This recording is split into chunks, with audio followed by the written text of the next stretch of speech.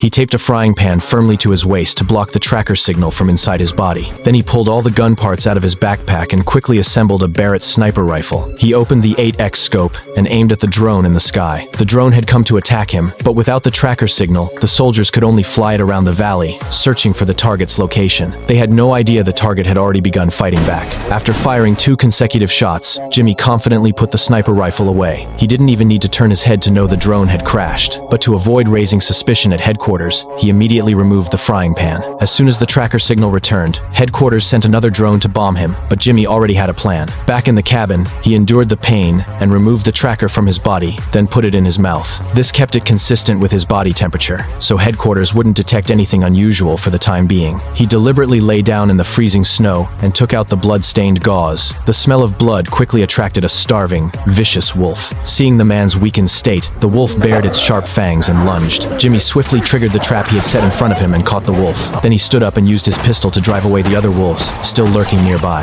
Now all Jimmy needed to do was get the tracker inside the wolf's body, and he could evade the drone strike. Since it was a wild animal, it took him a full 10 minutes to force the tracker into its mouth. By then, the drone had arrived right above him. He sprinted desperately, trying to put distance between himself and the tracker. Unexpectedly, the wolf kept chasing him. Once it locked onto the target, the drone immediately dropped a bomb. Fortunately, Jimmy ran fast enough to escape the blast. The CIA wanted Jimmy dead because they had used drugs to create a batch of super soldiers, and Jimmy was one of them. His special ability was cold resistance. He could not only survive in snow at -200 degrees, but also carry out various missions in that environment. Even climbing Mount Everest with his bare hands was no problem. The downside was that these soldiers had to take the drug every day to stay alive. This inhumane project was accidentally discovered by a journalist. To eliminate the evidence, the CIA sent agents to assassinate the super soldiers around the world. Although Jimmy managed to survive, he had very few pills left. Only the CIA's laboratory held more of the drug that could sustain his life.